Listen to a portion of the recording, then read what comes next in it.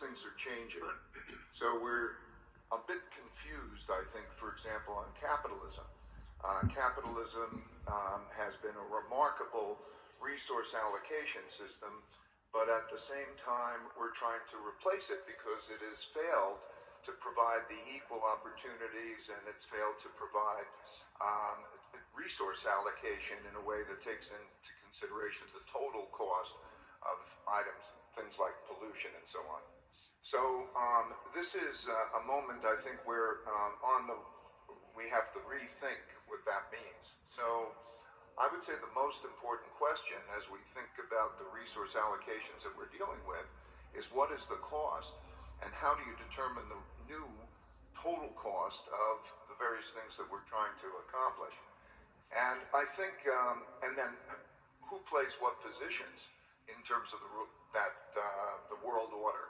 What is the role of different countries? What is the leadership? How do New World Order? If you don't know how to work together, if you don't know what the system is, it's like a bunch of kids playing soccer and they just run around the field and they haven't yet known how to play their position. So I think that we're in the process of working that out, and I think it is very important in terms of the immediate aspects of that, like the producing of money and credit. There's been a lot of money and credit been produced. That has its implications. So when I look at that, I think the answer, though, is going to be in entrepreneurship and technology to create a whole world. In other words, the inventiveness. The one advantage that we have, and we see it in the kingdom, is the talent of young people who come up with great ideas, entrepreneurship, the inventiveness that we're seeing take place with IPOs and new ideas, and the technology that exists. But that has to be worked for the benefit of the entire society in a total society, cost-effective way so we don't waste resources. So I think that those are the big questions. The biggest question is how we're going to be with each other. How we're going to be with each other. Thank you, sir. For those of you who are wondering why I'm using my digital device, it is to ensure that the members of the board stay on time. It will usually be indicated with a light cough. It will then become a little more, finally resulting in, you don't want to get to that next stage. Excellency, what for you is the pillar that you are addressing for us today? Well, first of all, I have to say, Richard, it's a pleasure being in Riyadh today. It's been a while. We've all lived interesting 2 years, so I think it's a great thing probably for all of us. So on behalf of this board, and I have to say, this is a pretty interesting board.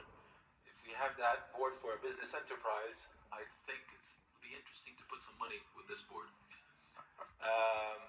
I'm going to talk about, from my perspective, 3 challenges that we're all dealing with and are really global challenges that pretty much everybody in this room is dealing with in one way or another.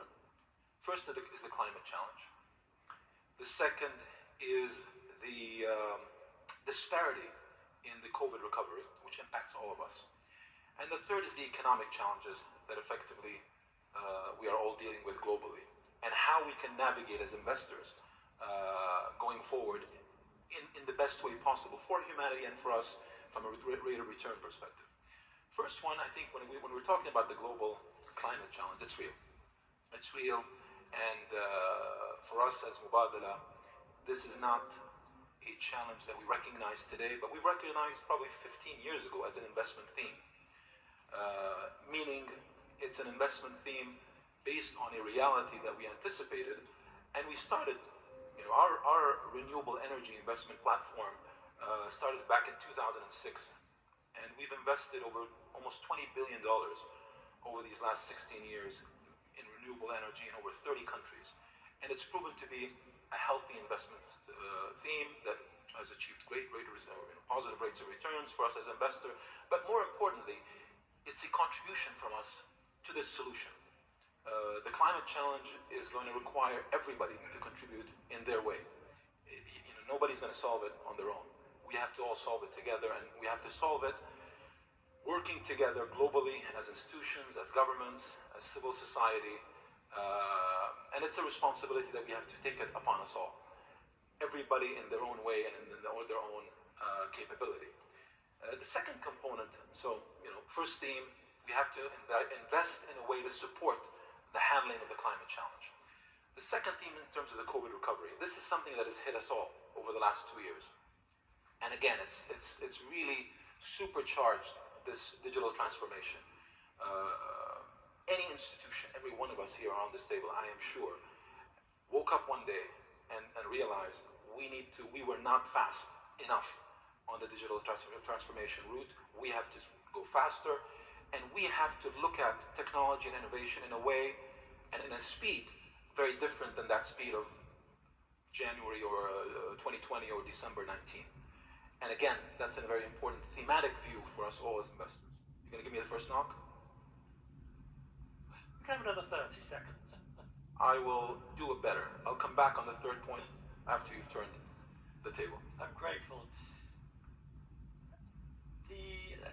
The pillar, Ms. Botton, the pillar that you wish us to focus on in this board meeting. So, just going to the context of what the conference is about, and as leaders of large companies, the best way for us, at least I believe this, for me to invest in humanity with 150 million customers, that's the number of customers of Santander today in the world, of which 4 million SMEs, it's really to take care of them, take care of my people. We have 100,000 people talking to customers every day. So first, deliver on the numbers. I'm sure Larry would appreciate that for our shareholders, in the right way, with a clear purpose, which is to help my customers and all my stakeholders prosper in a way that is simple, personal, and fair. And second, to do that in a way that it reaches the maximum number of people. And the priorities for me, and it'll be very short, but it's going bottom up. So I think we solve the big problems by going one at a time. For every big solution, there's dozens and thousands of small ones that if we can scale and we can design the big solutions to make sure they work for the vulnerable people, the small companies, it's going to work much better. I have a customer in the Canary Islands called Yuconda. She's an immigrant from Venezuela. She has a laundry, industrial laundry. She cleans 14 tons of linen every day. She has solar panels, and she has digitized a microchip in every sheet and towel. She contacted me through LinkedIn, social media. In the pandemic, her sales went from 2 million to 200,000. She needed help. And we helped her with financing. That's what we do as a bank.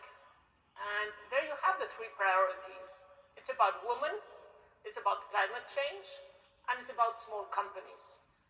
And at the end of the day, it is how we together can grow the global economic pie. It's the biggest, and do that, by the way, in a sustainable way. That's the biggest master problem of the century. Thank you. Steve Schwartzman. Well, thanks, Richard, and thanks for all the terrific people on the panel. It's fun to be with you today and on other days as we're traveling around the world. I have two types of things that I think about when addressing this issue. The first is, what can you do in a commercial setting that's practical? I have a company I started called Blackstone. We have, among other things, just to set a context, we own 260 companies in our private equity part of our business with 560,000 people. So this is a pretty good sized operation. And, our parent company is around 3,500 now. And so as we look at our business, we say, what can we do to make the world better? And this applies to basically pretty much almost everybody in the audience. And we look at this from an ESG perspective. We have Chief Sustainability Officer, and then in each one of our business lines, we have somebody that is also a sustainability officer. So we're trying to get rid of carbon. We're trying to do best practices, and you can be quite successful when you focus on this and you set specific objectives. So, for example, we're trying to get rid of 15% of our electricity that we use, so that the world doesn't have to generate anymore, and we're quite successful doing that. So, setting objectives is important. We had an interesting one as I was sitting there saying, what am I going to talk about? This regards equality of opportunity. And like many people in finance, we were having a lot of trouble hiring women. It was a male-dominated business, and we made a decision to change that in 2015. And we analyzed it, and what we realized is that women weren't applying to Blackstone. We tried to find out why, and we found out that they were scared of us. I don't think I'm very scary. Steve, I was scared of you. But it's scary to be the only woman always surrounded by men. Right. Let me tell you, I've gone through that. Right. That's the problem. So what we did is we went to some of the great universities as sophomores, and we met a lot of women and said, geez, you know what, why don't you do like an internship down at the firm? You'll find out that we're sort of nice people. We do really interesting work. Did you change the culture that created the vision that you were scary? No, we adapt to culture. The culture was the same. The difference was people didn't understand what the culture was. So we brought sophomores down. And what happened is they had a great time, and then we went back again, and we kept recruiting all through it. Now what's happened 7 years later, roughly, is we now have our entering classes are 50% women, up from 10. So the reason I tell you this story is that these things are really possible, but you have to identify what the blockage is, and go out and address it and solve it. And so, you know, we're orienting our business and changing it now. In the green world, we put out $11 billion in the last 2 years buying sustainable types of things. So what I'm saying is that for everybody in this audience and everybody up at this table who's all doing adaptive things, this is really possible. And when we come back later, because I don't want to dominate the time, because you got loads of smart people here, I want to talk about philanthropy. Fine. And how philanthropy can impact this issue big time, big scale. All right. Thank you. Patrice, would you like to tell us what is the pillar that you are taking us to focus on? Well, there are two dominant themes worldwide. The dominant issue now is climate change as well as COVID-19, but my main concern is the 300 million young people between the age of 15 and 25 in Africa. And of course, there are hundreds of millions of young people worldwide. We do business globally, but in this context, we are focusing on providing skills and expertise, education, technology, the impact of the fourth industrial revolution, and how technology can create a bright future. The 300 million young people are a demographic dividend, potentially a demographic dividend. If we do not create an exciting and a bright future for them, it will indeed become a demographic time bomb. So we are very optimistic, and I think the engine of giving them a bright future is, of course, partnership between government and the private sector, but the private sector has a unique role to play in a globally competitive investment environment in the African continent. Ed Solomon, Goldman Sachs, your opening pillar that you want us to support. I think so, yes.